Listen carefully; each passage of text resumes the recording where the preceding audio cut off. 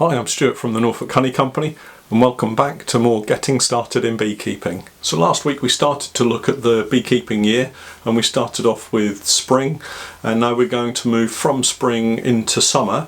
If this is your first time watching one of the Getting Started in Beekeeping videos, you're very welcome. I'd say take a look at the list and maybe have a look at some of the earlier videos that we've already produced, and that will give you an insight into how this small course is developing.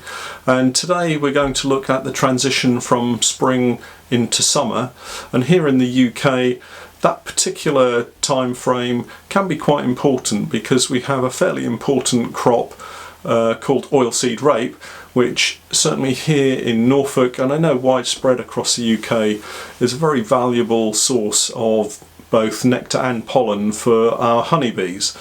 And as a result, we do find that we get a very good nectar flow and therefore honey crop in some years.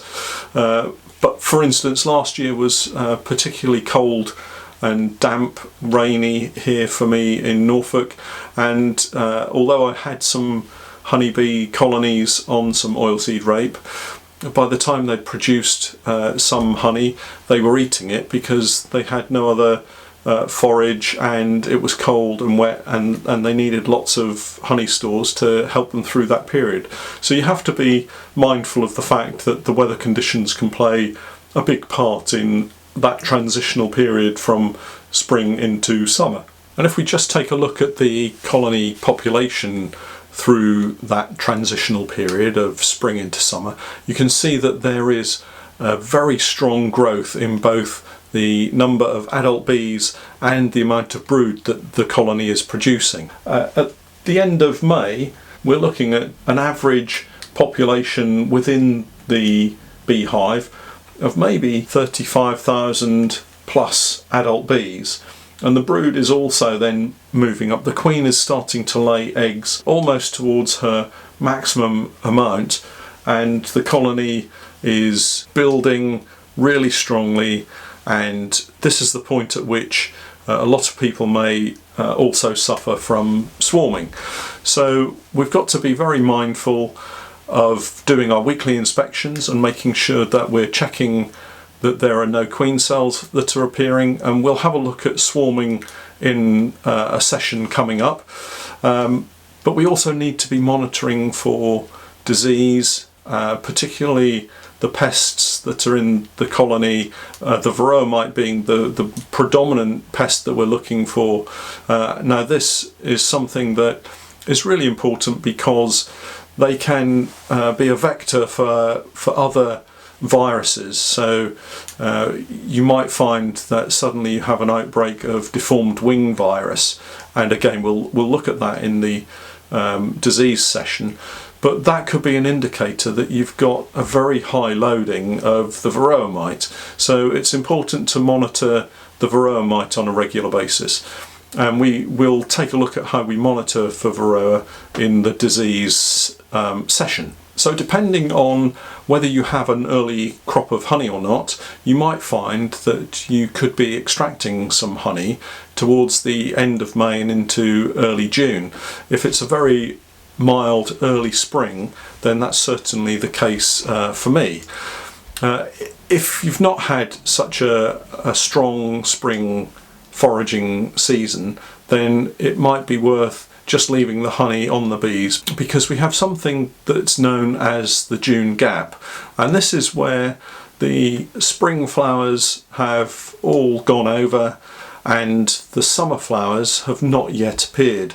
And we're talking in terms of high volume nectar and pollen crops that the bees can forage on and produce an excess of nectar stores for themselves, so that they convert it into honey and store it.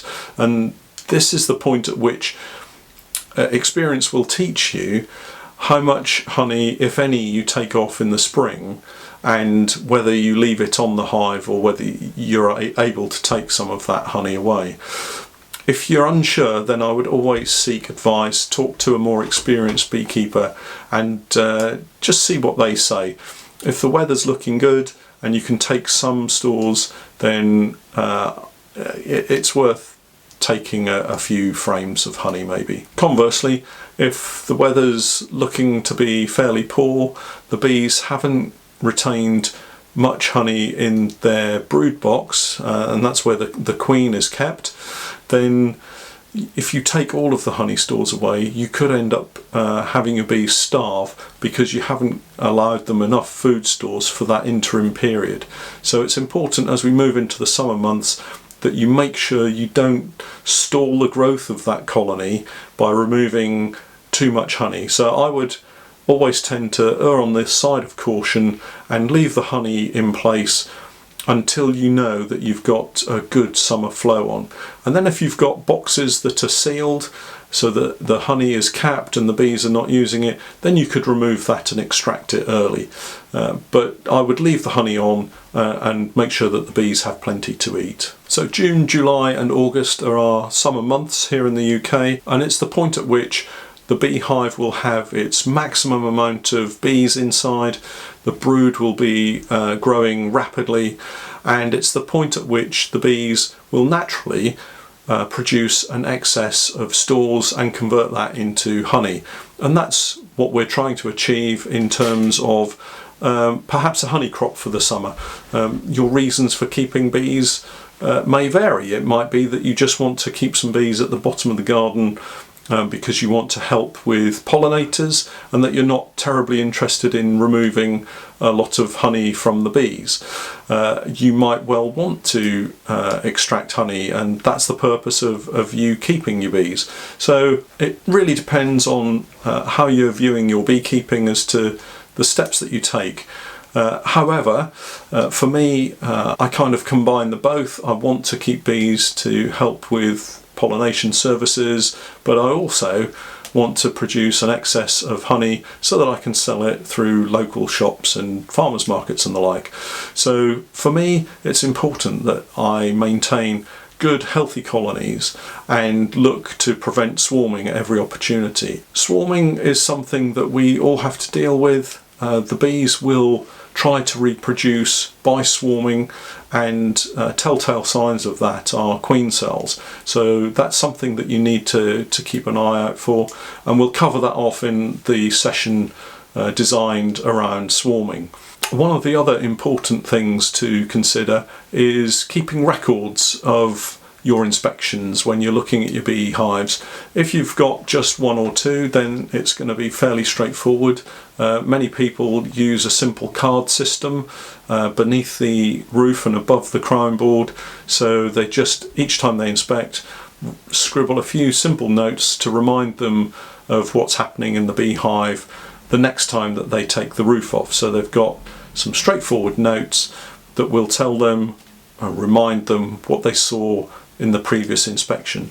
If you have more than that, then it's always worth keeping more detailed notes. I have a variety of different systems that I use, and we'll take a look at those in one of my Beekeeping Basics sessions. So as I said, the colony will be at its maximum size through the summer, and you could have as many as 60 to 70,000 bees in a colony, still just the one queen, and for the vast majority of people their colony will only have one queen in it, and you want to make sure that she's laying eggs strongly, that you have a good brood pattern, and that the bees are generally healthy. And we've already touched on the fact that you should be looking for healthy brood, and we'll cover the differences between healthy brood and diseased brood in the upcoming session on diseases. But it's important that you can regularly check to make sure that your bees are growing and are healthy, and that you're not going to have any problems that crop up. And should you see a problem, then obviously the issue then becomes identifying that problem, and maybe if you have a mentor, somebody that you can turn to and ask for advice, they'll be able to come along and have a look at your colony and just reassure you or confirm that you do have a problem, and then offer up some suggestions as to the best way of remedying that problem. One of the other things to do through the summer is to take some time out just to watch your bees. It's a fantastic hobby, it's a great pastime, and if you can't just pause and sit and watch your bees flying in and out of the hive, coming back with their pollen baskets loaded with the different colours of pollen from the different plants, then you need to just pause and make some time. It's fantastic to be able to just sit and watch your bees working busily through the summer, knowing that they're coming back to the hive with lots of pollen and lots of nectar, and as the season progresses you'll see the honey stores gradually building.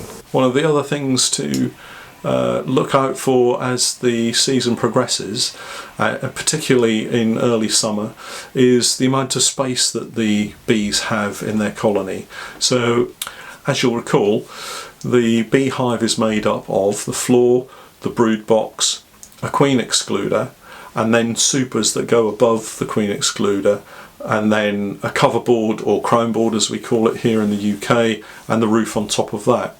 And the supers are the boxes that the bees will put the honey in, because the queen can't get through the queen excluder and lay eggs in those frames.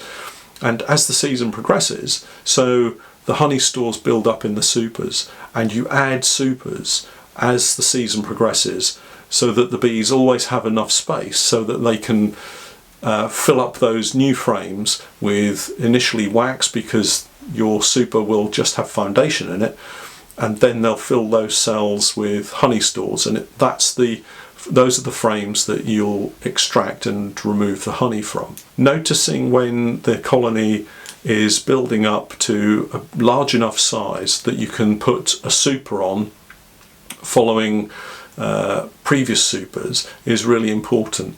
And the way that I generally tend to super my beehives is that I wait until the bees are working the outside frames and the inner frames have been capped to about 3/4 full, so that you've got maybe in a super box there would be 11 or 10 frames maybe. Let's say that 6 or 7 of those frames have been capped and the bees are filling the remaining outside 2 or 3. I would put another super beneath that super. So you remove the top super, and then you place the new super beneath the old super, and you put the old super on top of that. And we produced a video in the summer to show you how to put a super onto a beehive, so it would be worth after this session maybe going and taking a look at that, but we'll put a link in so that you can click through and take a look at that. So we've taken a look at our bees on a weekly basis.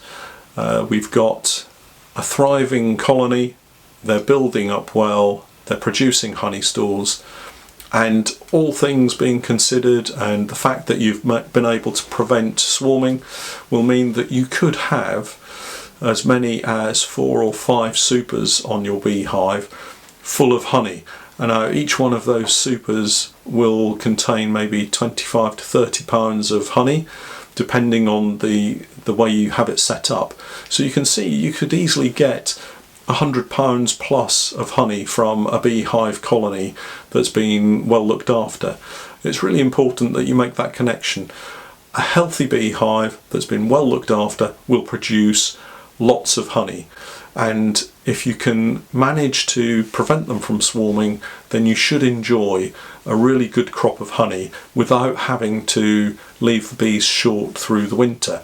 And we'll come on to how we do that in the next session. So that's it for today's session. I hope you found that of use and interesting. If you haven't yet subscribed, please do. It'd be great to have you along for the journey. Please give us a thumbs up, and importantly, leave any questions and comments that you have down below.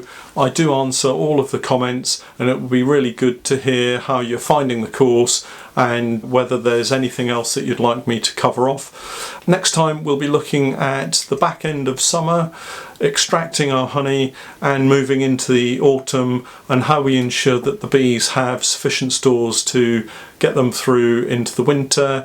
We'll also cover off a little bit about treating the bees. So I hope to catch up with you then, and we'll see you next week for getting started in beekeeping. Don't forget that we've also got our microscopy series running on a Friday, and our beekeeping basics that go out every Sunday. Hope to catch up with you then. Thanks very much for watching.